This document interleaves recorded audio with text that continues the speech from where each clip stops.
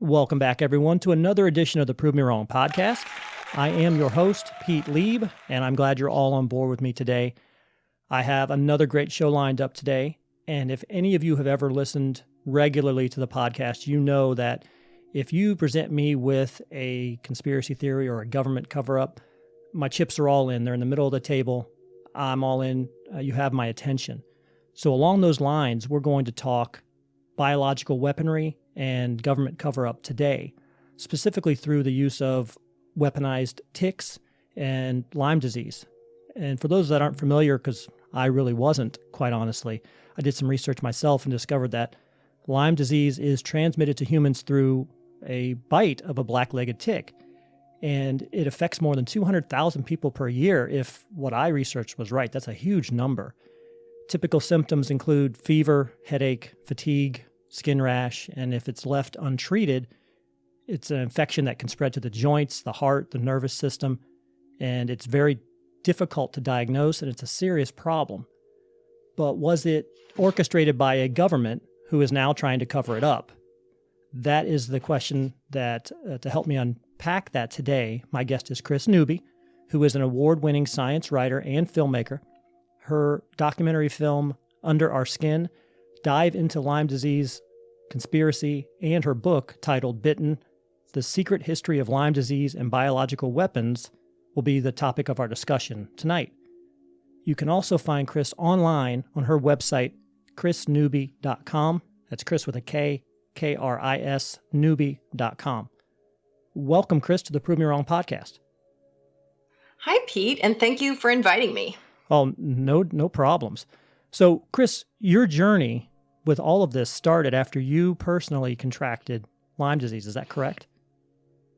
Yeah, my whole family went to Martha's Vineyard, Massachusetts for a week vacation. And after the vacation, my husband and I came back with a lousy set of tick-borne diseases.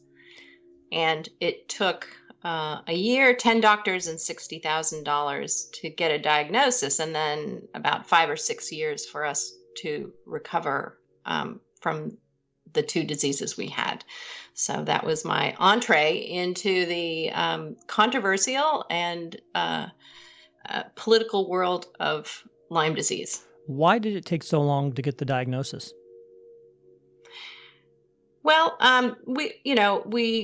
we live in California, and the doctors here aren't that familiar with tick-borne diseases and Lyme disease, and then the co-infection we had, which is babesiosis, which is a little parasite, a malaria-like parasite.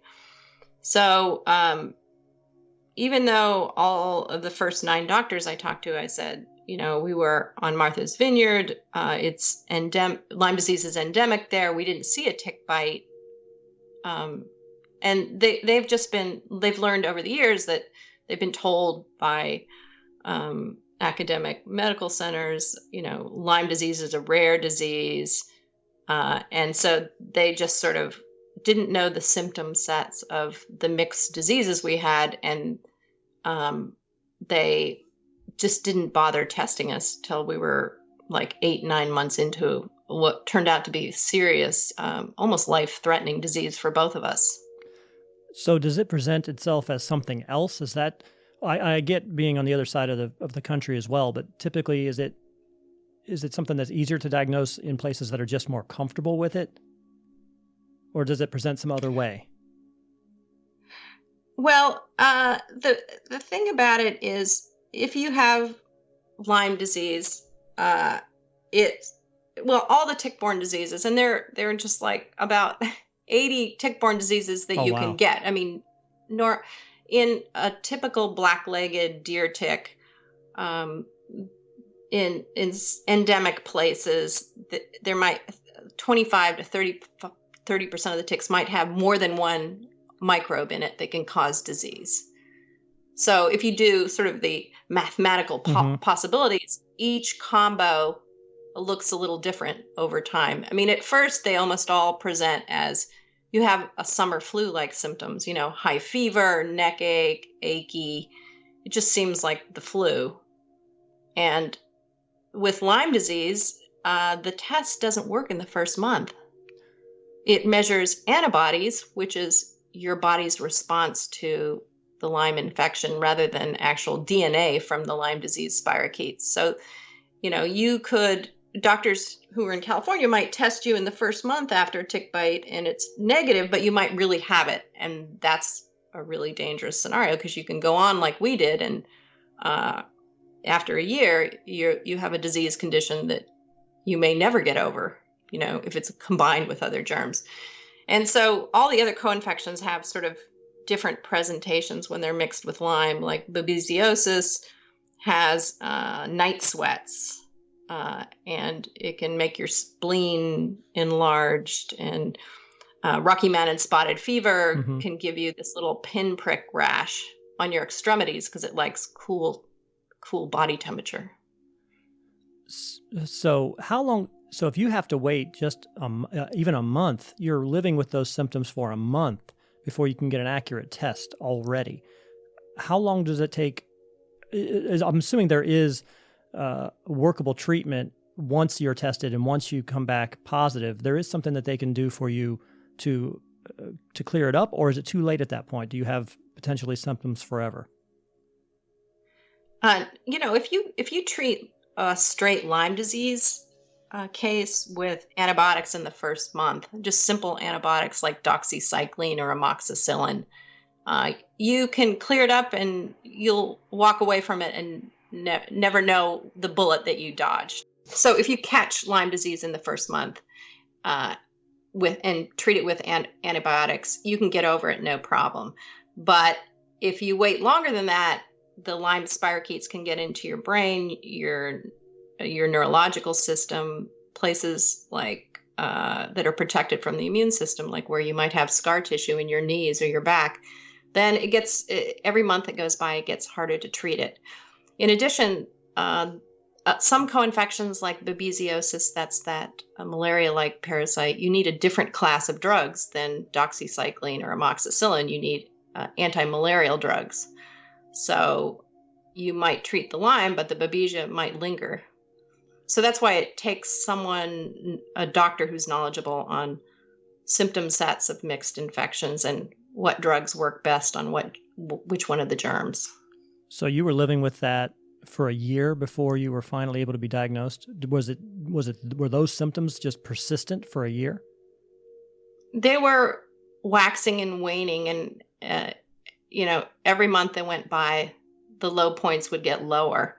It was severe neurological disease for both of us. It was sort of like having chronic fatigue, early Alzheimer's, what else? Joint pains, losing sense of time and place. I remember one of the low points was driving with a carpool of soccer boys and stopping at a traffic light, and I couldn't remember what red, green, and yellow meant on the traffic light. Oh, wow. I mean, so seriously, seriously sick, but without a test to prove it, people started thinking that my husband and I were crazy, like we were just making up this disease for attention, which is so ridiculous. We had chronic, like Crohn's disease, chronic irritable bowel syndrome. And my husband was in a meeting presenting some budget in an engineering meeting, and he was writing on the whiteboard, and all of a sudden he forgot where he was and what he was talking about. So he had to leave the room. I mean, it was so embarrassing. No doubt. And you say it took you 5 years to recover fully? Yes. But yes. Hopefully you feel like you've recovered fully now. You feel like you have all your faculties back. There aren't any of those moments where you kind of forget what you're doing or where you're at, right? That's all. No, I feel like I was on and off oral antibiotics. My doctor is a very experienced Lyme doctor. Once she figured out the co-infections and everything, she would put me on like a 3-month course of oral antibiotics, and then I would feel great, and then I would go off them, and then slowly during the second month, symptoms would creep back, and I'd have to go back on them. And then after a certain point, we decided I needed to go on IV. So when you go on IV antibiotics, you pulse different antibiotics, and it gets into your brain better, because when you take orals, your liver can filter them out, and it just get the bugs in your brain. So once I went on IV, then I was much better. And I haven't, so that was in about 2008 that I had the IV, and I've been fine ever since then. So you started the documentary first, right? The documentary came before the book. So what was the genesis of the documentary? Well, since I'm a science writer or tech writer at the time, and I am intensely curious and a researcher, when I finally tested positive, my husband and I tested positive, then I did the deep dive on research on Lyme disease, and I realized that what the frontline physicians thought Lyme disease was totally different than what patients were presenting for. So I said, what we need is an educational documentary. So I started researching for the documentary, and I ran into another filmmaker who had the same bright idea at the same time, and he happened to be in Marin, California. So we teamed up, and 3.5 years later, we crisscrossed the U.S. interviewing hundreds and hundreds of patients and experts, and that turned out to be the documentary Under Our Skin, which premiered at Tribeca, and then a year and a half later was shortlist finalist for the Oscars. That was 2010. So I was sick while I was doing the film, because I just had to understand. It's like, why are people being misdiagnosed? Why are people going bankrupt? The insurance won't cover simple safe antibiotics to treat something that's imminently curable. Why are the tests bad? Why are these academic physicians saying all Lyme patients who aren't cured by 4 weeks of antibiotics are crazy loonies? So that was the genesis of the documentary. So I was going to ask you that, what was it inside of you that kind of made you decide to do that extra step? A lot of people, obviously 200,000 per year, if what I've been reading is right, are affected this way, but not a lot of them decide, I'm going to, do a documentary and figure this out and find out what, how everybody else is dealing with this. So that was one of the questions I had for you, was kind of what was it inside of you that made you decide to go that route? Was it during the documentary that the idea for the book began? Was there a circumstance or something that happened during the filming of the documentary that made you start to think this might be something more than just a naturally occurring phenomenon? Well, I'll just back up and say, I'm a really driven person. Mm-hmm. I was a marathoner in college. I never give up. And then when I crisscrossed the U.S. and talked to all these Lyme patients, I just felt mad, and I felt angry at the injustice of how these truly sick people were being treated. So, and then, I met this documentarian, Andy Abraham Wilson's, who felt the same way. So it was a mission for us to try and educate people on the way it was. I mean, before then, the main source of information on Lyme disease were academic journals, Mm-hmm. That the messages were tightly controlled by a small group of researchers who sort of were there in the beginning of the Lyme discovery, and they had a certain kind of group bias about what the disease is, which is easy to diagnose, easy to treat, easy to cure. So we showed the minority report of that, exactly. And so I think the big thing the film did was it made Lyme patients feel like they weren't alone. It was a good way to explain to their relatives and friends, this is what I have, and other people have it too, and I'm not just a crazy person. And then I don't know if it changed any minds of doctors, but because it is hard to watch an hour and a half of this problem that you didn't even know existed. But I still get good praise from patients saying, thank you for doing this. It really made me feel less alone.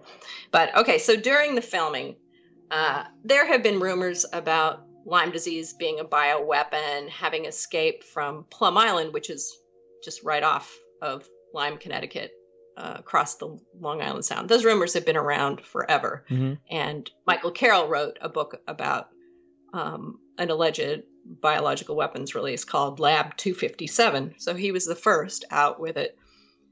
But when we were doing the film, we realized that subject was a little bit too hot to handle. No one would fund that kind of fringe theory. But when we knew there might be something about to it was when Andy and I went to Hamilton, Montana, which is the large tick research facility of the U.S., to talk to the discoverer of the Lyme disease bacterium, Willy Bergdorfer. And he was a Swiss-American scientist who came here in the 50s. And so we were interviewing him, and in the middle of setting up, about an hour into setting up, there was a knock on the door by a scientist, and he said, "I need to sit in on this interview." And it was a very tense standoff. And the director kicked him out, but, he said there's some things Willy can't talk about. So Willy was actually very mad at that whole interchange. His feathers were ruffled. And during that interview, he said, I think the NIH knows that Lyme disease is chronically disabling. It injures the immune system of young people, with developing neurological systems. And then after the 2-hour interview, he said, after the camera was turned off, he said with a little smile, "I didn't tell you everything." So I guess after the documentary, we were left with a feeling that there was more to this subject, but we'd been filming for 3.5 years. We had to get it out.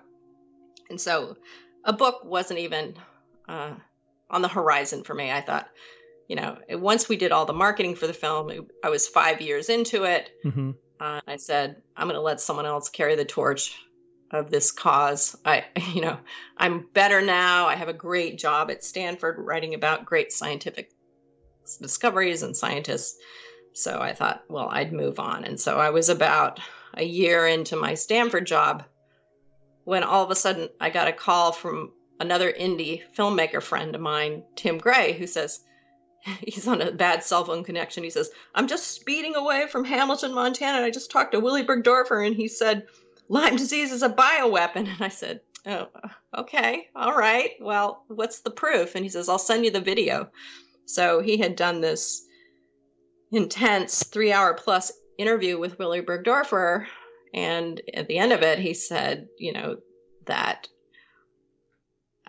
he had worked on biological weapons, and when he was investigating the outbreak of Lyme disease in the late 70s, he thought that what he saw there was related to what they were developing in the lab back during the biological weapons program. So, but it was just the barest confession. That was, and he had advanced Parkinson's. So it was really, to me, it wasn't definitive proof. It's like that was the starting point of the investigation. Mm-hmm. And I knew that it would end up in the waste bin of conspiracy theories unless I really built the case for what he said. And so that started really the 5 to 6 year investigation that led to the book Bitten. So he was asserting that Lyme disease itself was actually man-made? No, the way it was phrased by Tim Gray is there were these scientific papers from the 50s where Willy was mixing, there were ticks, and he would ram a glass pipette down the mouth of the ticks. And then he would feed in different diseases into the gullet of the tick, different biological agents that are considered weapons nowadays. Mm-hmm. So what Tim was trying to get him to say is those ticks were weaponized, and do you think some of them got out? And that's what you saw around Lyme, Connecticut. So he was mixing in those ticks, and you can see the pictures from that paper in my book of these ticks lined up. They're pressed in clay, and the pipettes are shoved in their mouths. And then he says he put tularemia, which is a bioweapon, Venezuelan equine encephalitis virus, which is a weapon, rabies, etc. Because what they were trying to do for the biological weapons program is find the perfect combination of ticks and diseases for specific military purposes and climates. So you'd want a tick that could survive in cold weather, like in Siberia, for one purpose, or you'd want maybe a relapsing fever tick or a louse for a warm climate like Vietnam or Cuba. What? So that was the start of the research, but I knew nothing about the program at that time. So why would why would they take and try to weaponize insects? What is the logic behind that? And I only ask that because if I drop some ticks, just to kind of the point, if you said, were some of these ticks maybe ones that they had worked on that got out somehow? Why was there this push to weaponize insects that could potentially migrate? They're going to migrate at some point, right? You can't control them. How do you control that? What's the logic behind it?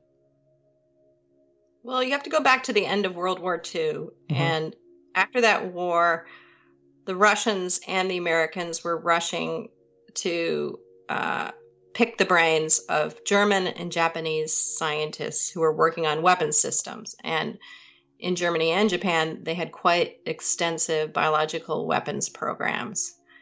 So we meaning the Pentagon, saw what our enemies were working on. And the Russians took some of them too. So we knew whatever they knew, the Russians had now. And so there was fear and paranoia that the Russians would use it against us. So we developed in the US a dual, defensive and offensive program with weapons. But the question really is, why use insects, which seems like a bad idea. And I think many people in the Pentagon decided it was a bad idea eventually. But that was after many, many open air experiments. But I'll just read this one section in the book that talks about the Army's strategy. And this is in 1953. The advantage of arthropods, those are 8-legged bugs like ticks and lice, as bioweapons carriers are these. They inject the agent directly into the body so that a mask is no protection to a soldier, and they will remain alive for some time, keeping an area constantly dangerous. So they're the perfect stealth weapon. You can't tell who deployed it. And sometimes there's a lag time. So maybe you want to destroy an economy over time. So then later on, it's easier for your soldiers to go in who have been vaccinated, hopefully, for the microbe in the insects. So perfect stealth weapon. Now, at the time, people don't know. I mean, this has only come to light in the last 2 decades. Is the entomological or bug-borne weapons program was almost as well funded and staffed as the Manhattan Project. So in a way, those two groups in the Pentagon were vying for resources. They were competing. And the generals wanted a portfolio of weapons that would meet certain objectives. So on the insect side or the bug side, they had lethal weapons, and that might be tularemia in ticks, and which is a very deadly organism, creates lesions and height, fever, and temperature, etc. And then they had a whole arm of the weapons program that were incapacitating, so it would just sort of weaken a population, and you could take over the infrastructure. But, the people who ran the power plants or the factories would be alive, so they could teach you, even though they were really sick. So that potentially kind of something like Lyme disease, right? It isn't necessarily going to kill you, but it will make you significantly weakened. Yeah. And so, I have to clarify one thing that sort of spun out of control over the summer about the book is in the book, I don't say Lyme disease was weaponized. I think it's a possibility, but Willie never said that, and I never found definitive evidence of that. But I did find that at least one organism that was found around Lyme, Connecticut at the same time as Lyme disease was weaponized extensively, a lethal form and an incapacitating form. So, I'm pretty clear in the book about what I know and what I don't know, and what were the tick-borne diseases that were weaponized. They're very well documented that they were weaponized, and Lyme disease is still a question, if it was weaponized. I didn't find the proof. So do you have an idea of when did this happen? If we're saying there was some kind of an industrial accident, for lack of a better term, and maybe some of these insects were released, do you know about when that happened? About what time? So what I started with is the public-facing story, which is Willy Bergdorfer Yale started investigating in the late 70s this weird disease that was making a lot of people sick in and around Long Island Sound. So that includes Manhattan, Long Island, New Jersey, Connecticut, New York, Massachusetts. So that's all, the water around Long Island. So he started investigating that would be Alan Steer, a scientist at Yale. Mm-hmm. And they sort of thought it was a virus. Excuse me. Yale sort of thought it was a virus, and they went down that for several years. And then they ran out of ideas. And so then they called in Willy Bergdorfer from the leading tick research facility, which is Rocky Mountain Lab in Hamilton, Montana. So he started analyzing the blood, and he's the one that first started seeing a bunch of tick-borne diseases like rickettsias, and eventually he found the Lyme spirochete. And the disease was pegged on the Lyme spirochete, but what he told me in a 2013 interview is he thought the thing that was making people sick was the two other tick-borne diseases, which appear to be a cousin of Rocky Mountain spotted fever and another virus called Colorado tick fever virus, but that is yet to be definitively proven. Yeah, and I asked that because I think, like most people, I'm mid-40s. I grew up in a wooded area in Ohio, and I spent a lot of time in the woods, and it never seemed to be a concern at all. I remember there was one time when my mother, I think, found a tick on me, but that was it. And it seems like now, anywhere you go, there's this fear. And just saying that, I live in Florida now, northern Florida, and just between you and I, and on Facebook, we have two common Facebook friends because of Lyme disease. And it's weird that you and I, who live on completely opposite coasts, sides of the country, we have that common thread because of it. So that's why I was wondering, was there a kind of a genesis point that we think, okay, that this had to happen sometime in the late 70s, early 80s, something like that, just because that's when we started to see more of these cases? Yeah, so let me sort of like pull the lens back of this problem, sure, which is where I ended up in the book, where there's the public-facing story. Willie was the hero. He discovered Lyme, or he published on Lyme disease in 82. This germ, this Borrelia burgdorferi, this spirochete, can be cured with 2 to 4 weeks of antibiotics. Yay, NIH. Willie from NIH solved the problem. Let's move on, mm-hmm. And the miracle of antibiotics can cure everything. So that was an oversimplification of the real story of the investigation and how you treat it. And really the complexities of when you have a tick with 2 to 5 germs in it, and it's mainlined into your bloodstream. So, that's a complex infection that very few doctors know how to handle, I think. But what I did was I went back to the early days, like way before, like a decade before that public announcement. And what I found is around Long Island Sound in Lyme, Connecticut, 1968 was when 3 freaky new tick-borne diseases that had never been seen before. Or maybe they hadn't been seen at that level of virulence. So 1968, what you had was babesiosis, especially around Nantucket, Massachusetts. And that was a cattle disease before only. And that was the first time babesiosis had crossed over to man. Then you had this Rocky Mountain spotted fever like rickettsia, but it didn't test positive for Rocky Mountain spotted fever. So some people died on Long Island especially, but it didn't test positive for it. So it was just baffling. And then you had, Yale investigating around Lyme, Connecticut, all these families getting this thing called Lyme arthritis, and no one had ever seen that before and didn't know what caused it. So if you look at it with that lens, it's like, wow, global warming doesn't cause all of a sudden the appearance of 3 crazy new tick-borne diseases. Mm-hmm. What else could it be? So then that drove me to investigate the history of biological weapons program. And what you realize is before you that this whole program existed to create this stealth insect-borne weapon.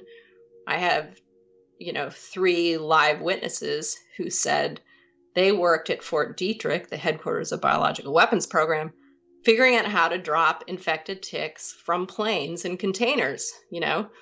They were like these little tubes that they would put in an M33 munitions. It's a bomb. A certain altitude, it would explode, and the ticks, and they'd figured out the right amount of humidity and shavings so that they would float, and it would be raining ticks over an area. Oh my goodness! So they did that, and one of those guys who said he, a witness who worked for the company, the CIA, right after Bay of Pigs, the Cuban fiasco, and he dropped them on Cuban sugar workers.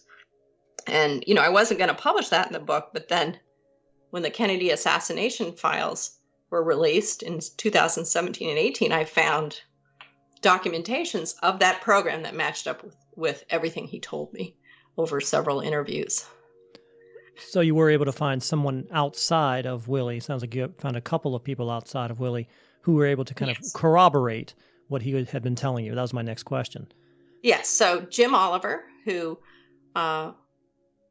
worked at Fort Detrick, and then he eventually ran the Tick Museum in Georgia Southern University.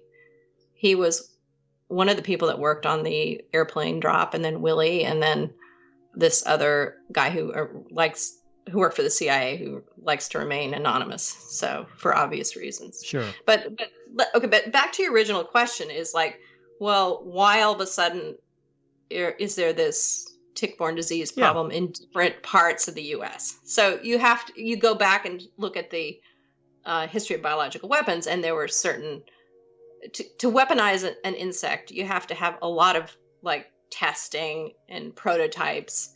So the first case of Lyme disease was in Wisconsin, northern Wisconsin, and why northern Wisconsin? Well, at University of Wisconsin-Madison is where Ira Baldwin, who was the bioweapons visionary, was there, and he did a bunch of little open air tests around Wisconsin. So, the question was that one of his prototype tests? I don't know.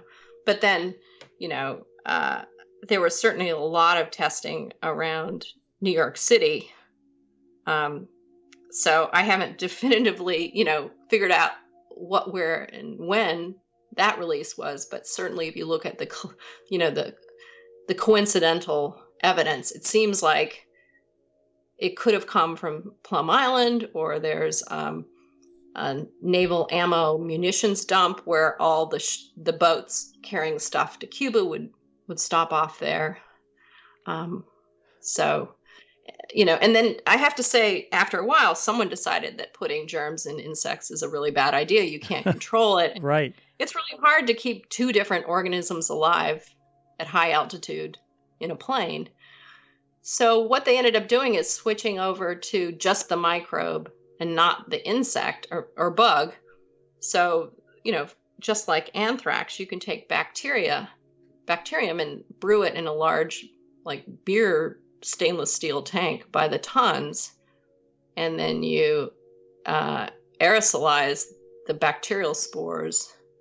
And then you can spray it over large battalion or city-sized areas from planes just with crop dusting kind of sprayers. See, that's when I know that I'm not nearly insidious enough for government work, I think. I would never even think of, I'm going to put this into bugs and drop bugs on people. I would have just immediately gone to the aerosol route right off the bat. It seems easier to me. That's why I was it's always kind of tripped me out. My brain does not allow me to think, I'm going to find a way to make this and put it into a bug. Well, but what you said about that and their logic and their rationale makes total sense when you think about it. Being able to kind of control that population, that local region, having those areas kind of be dead zones for a while. People are sick and easily controllable for a while because those organisms are still there. It makes total sense. My brain just would never have gotten there. I'm not, I don't know, creative enough for that. I've just really spent a lot of time trying to get into the psyche of these Cold War warriors. For sure. Like Willie, because Willie started out being enthralled by science. He worked at the Swiss Tropical Institute. He was very excited about curing, insect-borne diseases like relapsing fever.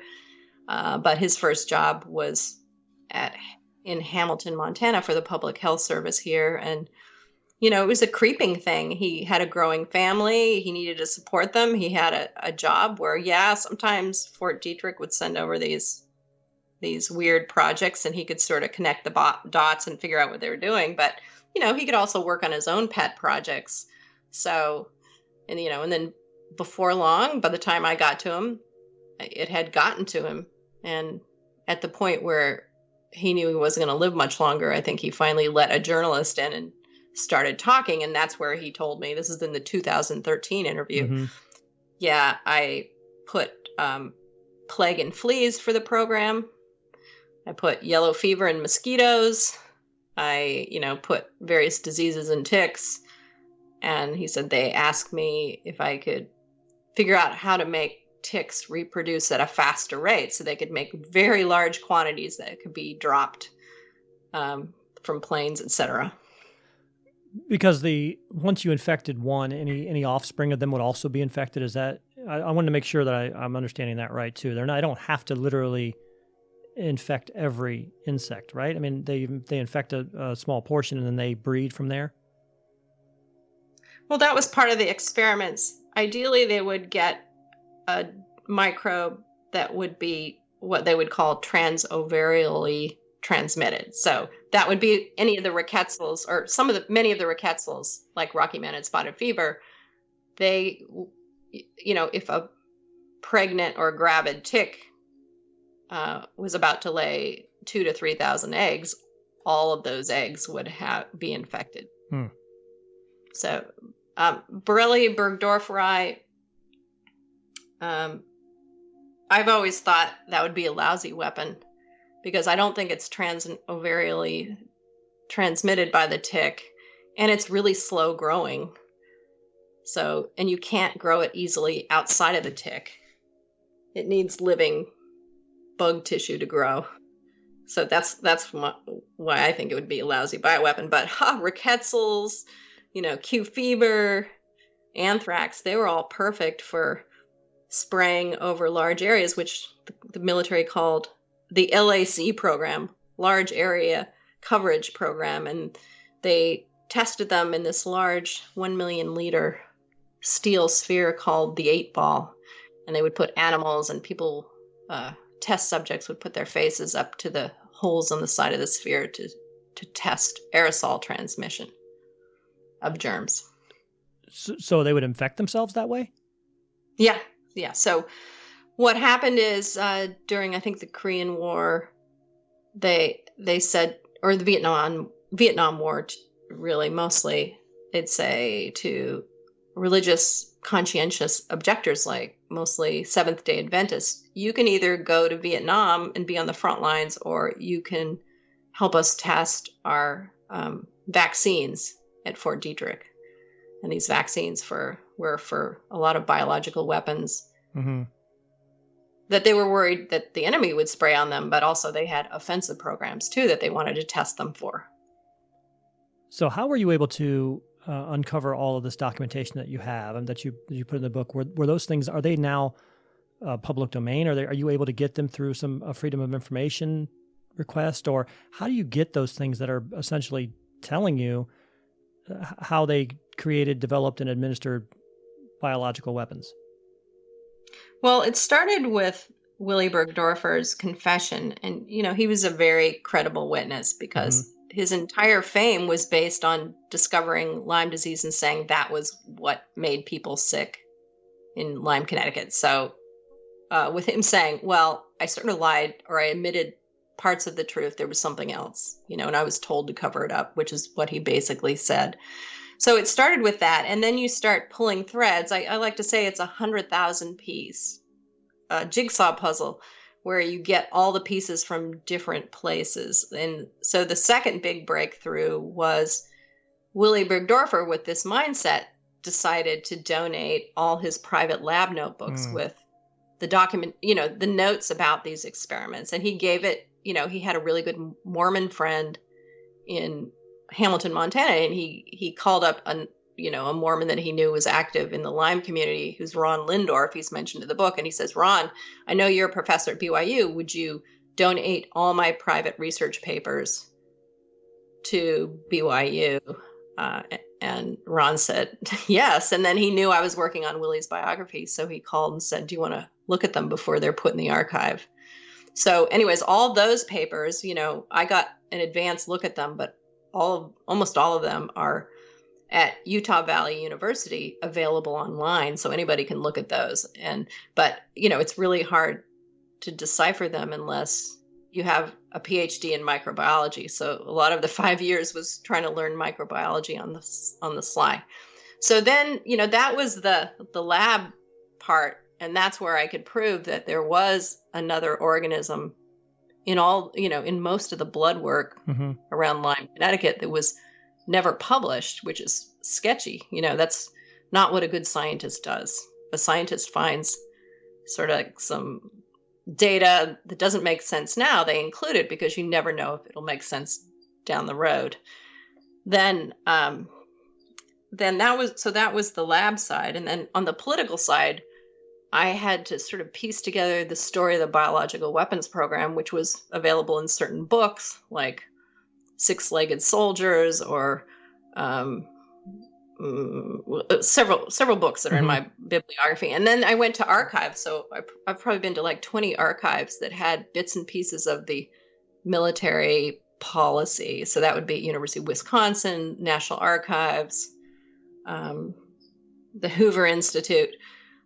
So you just get little bits and pieces, and eventually the big picture comes into focus because, this biological weapons program was as secretive as the Manhattan Project. And how do they keep things a secret? They compartmentalize it. So like there were about 50 universities that all did pieces of the biological weapons program, including Stanford, my alma mater. They worked on the aerobiology of getting particle sizes right for different temperatures and humidities so that the microbes would be deployed in the right way, in the desired way. So you just start researching in the different compartments and eventually you can connect the dots. Have you ever been contacted to date by the government to dispute any of this information or, to try to censure you in any way?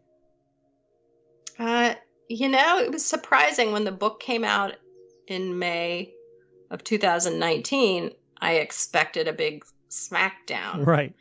But they sort of ignored it, which I take it as a compliment because they couldn't, get on CNN and say that that's bullocks. No way.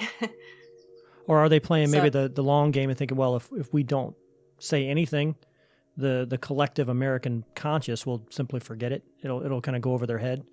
Maybe yes. that game. That was their strategy. Yeah. Their strategy is it's a noisy time with the politics right now. Right. Maybe it'll just die out. And then mid-July of that year, something that no one expected, including me, was that Representative Chris Smith from New Jersey was in a defense appropriations meeting, and he picked up the book Bitten, and he waved it around and said, the evidence in this book is really credible, and I think we should add to the Department of Defense budget for 2020 an investigation into bug-borne weapons. And then everything just exploded. I mean, the DoD budget is the biggest pile of money, and everybody around the world wants a piece of it. So then the story went viral in sort of not a good way for me because no one had read the book.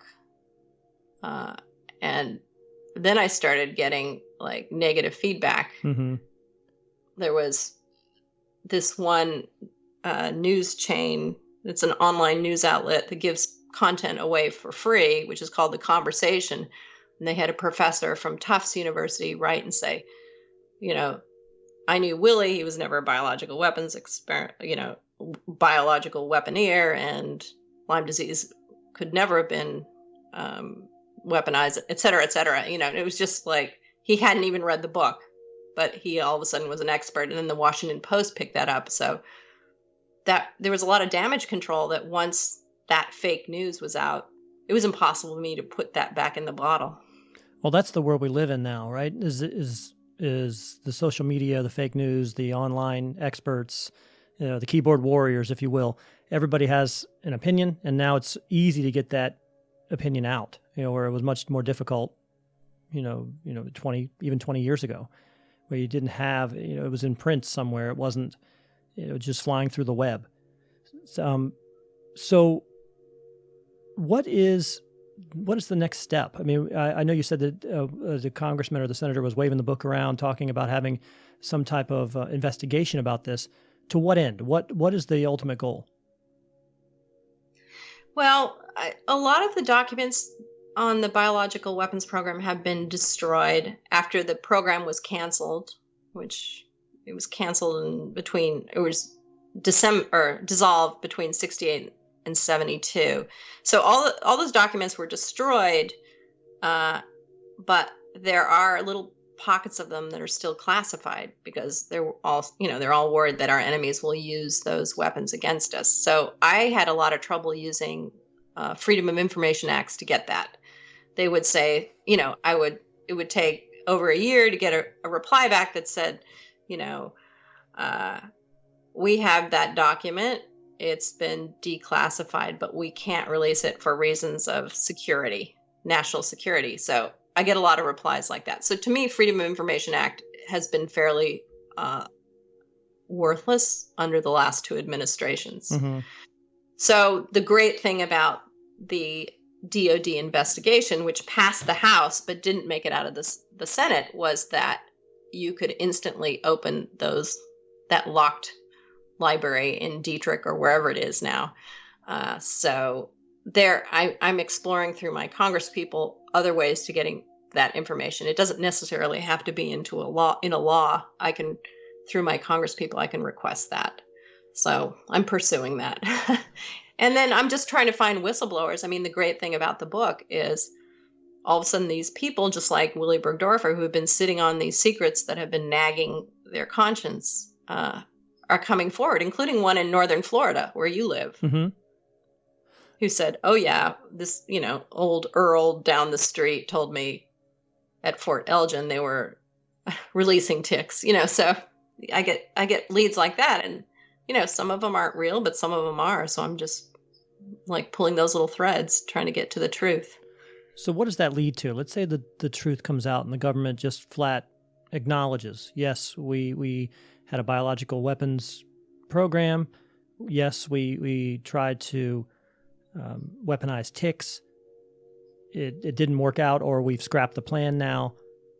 What is it helping now?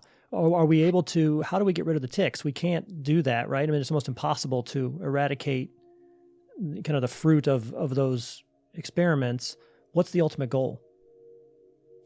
The goal is to find out, what insects or tick-borne diseases were released in what areas and what microbes were tested, okay. So that right now, the oversimplification of the tick problem is you have Lyme or you don't, and you have post-Lyme treatment, chronic disease or whatever. And so what I'm hoping the book does is sort of widen the lens on the possibilities of what could be wrong with these people. I mean, after interviewing so many of them, I think they're really, really sick. And we need to know, what are the germs or the combinations of germs, which are super hard to diagnose.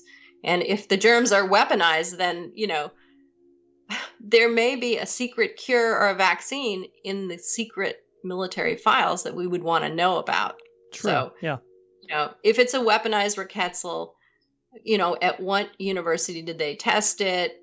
At Fort Detrick's 8-ball, like what vaccines did they test? Were any of them promising? So then we can really address this problem. And then another corollary to that is the Centers for Disease Control. Since all these aerosol programs have been, late 60s, haven't been doing a good job of tracking tick-borne diseases. And our poor local health departments, who are the front line for that surveillance, are underfunded. And, anytime there's Zika or Ebola or some other mosquito-borne disease, they're just off doing that, and they forget to collect ticks that day. So let's, finally this year, the CDC said, okay, we're going to get real about surveillance and update how we collect ticks and what's in them. So, that's promising. In May, they said that. Are there no current vaccines? Is there not a vaccine currently? Well, there's this, there's one the vaccine that was released, I think 2000 or the late 90s, that was pulled from the market for various reasons. And it's hard to sort through that since we don't have the actual data from the vaccine trial. They didn't have to release that. So just read online what you think of that. So that was pulled off. Some people say that works. I'll just leave it at that. But there is a new one that's sort of based on the same approach that was sold. It was developed in the U.S. and it was sold to someone in Europe named Valevna, and they're doing a phase 1 trial on that right now. So the jury's still out on that. But I have to back up and say that how can you actually do a vaccine trial for Lyme disease if you don't have a good test for it right now? And then the other thing is, what if we have a Lyme vaccine and everybody gets it, but what about the other 20 tick-borne diseases that can kill you? Is that going to lead you to have a sense of false security? Well, that was the other point I was going to make too, is that it sounds like Lyme gets all the publicity, but there are actually much more dangerous things out there as well. You said that you were actually sicker from what was it, the rickettsial? Is that what you were calling it? The babesia. The babesia. From that, than the Lyme disease. Yeah, and the Lyme specialist I talked to said when you have Lyme disease and babesiosis at the same time, it's super hard to get rid of. Somehow those germs help each other. Well, we're coming up on kind of the hour here, and this is the last question I wanted to ask you. So what kind of feedback have you gotten from the documentary? And you said you wanted to kind of show a year in the life, as it were, for how people are dealing with this and, hopefully getting the word out there. Have you received feedback from people who have seen the movie, maybe that has helped them? So every week I get feedback from Lyme patients who saw it and said, thanks. I don't feel alone now. I know other people are in the same place. There's more of a sharing of information on what's worked for people and what hasn't. And then the other feedback I get is people saying, oh, thank you. I could give it to my brother-in-law, who's an infectious diseases doctor, who never believed me, that I had a real disease. So that's good. The book, I've gotten astounding feedback from surprising places. So of course, all the patients love it because, they all say, oh, I knew it. Because they know it's such an insidious disease. It's not that big of a leap for them to believe that there's some sort of weaponized germ that's at the bottom of it, and the government has acted in not a very transparent way about the disease all along. And I can say that, having filed many FOIA requests with the CDC, and they take like 5.5 years to get back to me. So that, but I would say the surprising thing is I've had a lot of academics at universities are very, who study tick-borne diseases and ticks, sending me love letters, which is great because that says the science was credible. I didn't overhype things. And there's a call to actions to scientists to genetically sequence what was released around Long Island. What is that germ? Where did it come from? What flask and what military lab or whatever? And then I would say the other thing that surprised me is mainstream media has just not covered it at all. I mean, there isn't one review in a major newspaper or magazine that covered the book. So they've just written it off as conspiracy theory, another one of those Plum Island theories, so. That's really a hot button nowadays. It's a conspiracy theory. That's just their way of easily brushing you off without ever having to hear your argument or your evidence or anything. Oh, you're just a conspiracy theorist, and that's it. You're immediately disregarded. It's really unfortunate.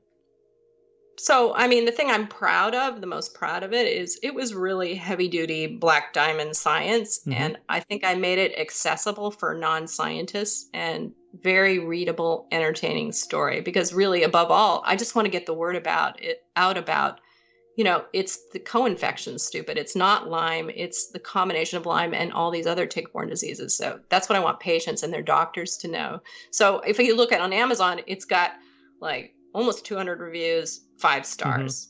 Mm-hmm. And I was on like 4 best of 2019 science reads lists. So I'm pretty proud of that, because really my objective was to raise awareness. And I think the book is doing that, and then just present credible theory as to what happened, because nobody has looked at the origin theory of Lyme disease. It's like, what happened in the late 60s to create this horrible epidemic 50 years later?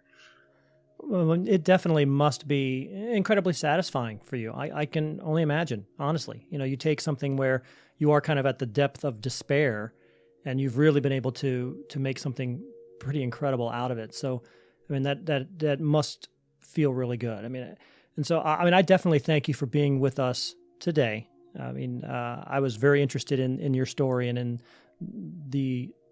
in the whole idea of it itself. Like I said, if you give me a government cover-up or a conspiracy or something like, it doesn't take much for me to buy in either. It's not too hard to believe. And it sounds like you found a lot of coincidental evidence, or some evidence there where, hey, there are bio facilities lined up with areas where diagnoses were made.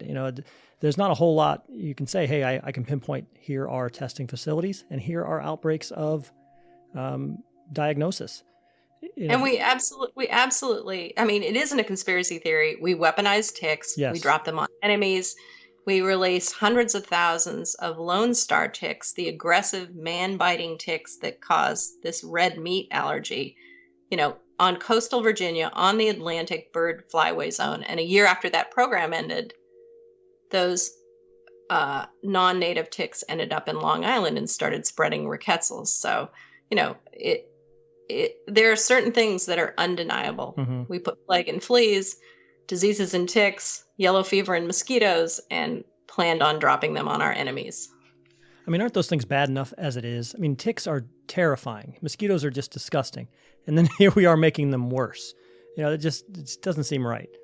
Thank you again so much, Kris. I really appreciate it.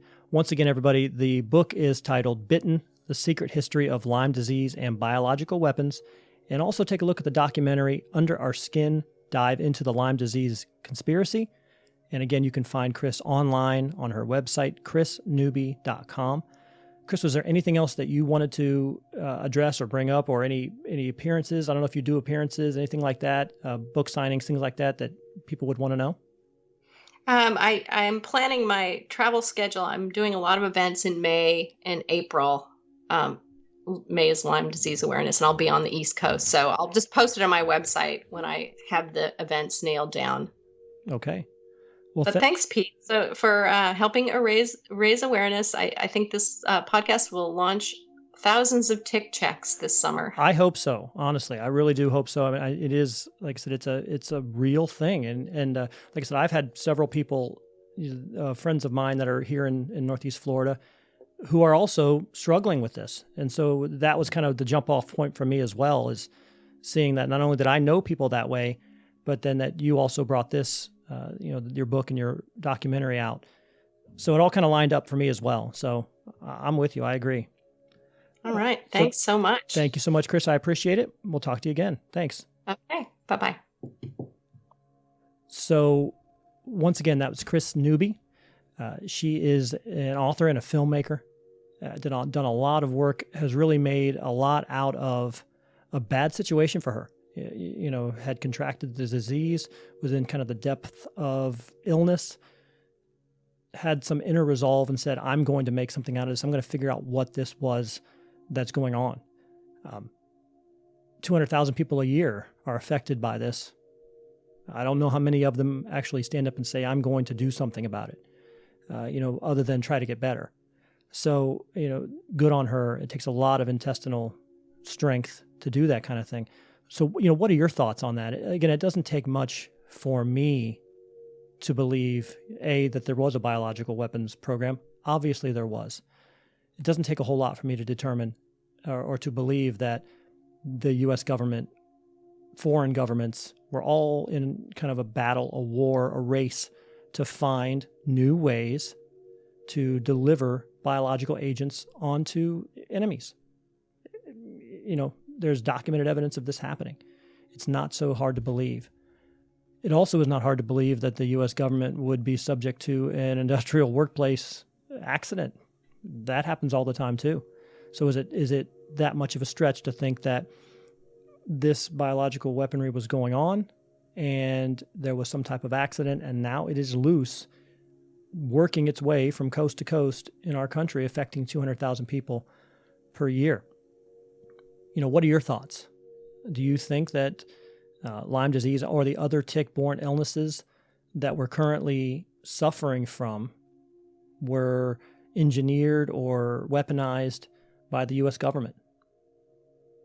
Could be. If you have any feedback or you want to send us a letter, you can email us, provemerwrongpodcast@gmail.com. That's the email address, provemerwrongcast@gmail.com. You can also look us up on Facebook. It is Prove Me Wrong. Instagram is Prove Me Wrong.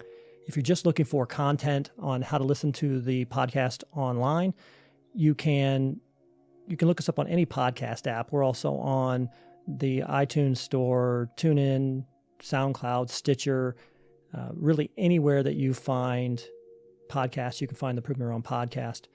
And you can drop us a line. Also, if you're watching on YouTube, we have a YouTube channel. You can like and subscribe to this little banner right there at the bottom of the screen. And that way, when new content comes out, new content is released online, you will be the first one to get it. You won't have to search for it. It'll just pop up right there for you and give you a notification. So again, drop us a line if you have comments about today's episode or if you would like to suggest a topic for a new episode. I'm always looking for something new to talk about or someone new to talk to. So if you're also interested in contacting us and coming on the program, drop us a line on the email, provemerwrongpodcast@gmail.com, and we'll set up some time and have you also come on and talk about something that means a lot to you. So before we go, let me say that this episode of the Prove Me Wrong podcast has been brought to you today by ZendoZones citronella burners from JT Eaton. They are shaped like fearless little bug-repellent tiki gods, and we've been talking about bugs all night, so you need a nice citronella candle. So let's surf and stand, Hawaiian Howie, and Luau Lily bring the islands to your backyard with ZendoZones citronella burners. ZendoZones uses 3% citronella candles and incense cones, perfect for patios, decks, backyards, campsite, poolside, and more. You can enjoy the outdoors again. They are now available on Amazon and at Ace Hardware, and collect them all today. So once again, for my guest, Kris Newby, this is Pete Lieb for the Prove Me Wrong podcast, and we'll talk to you again soon.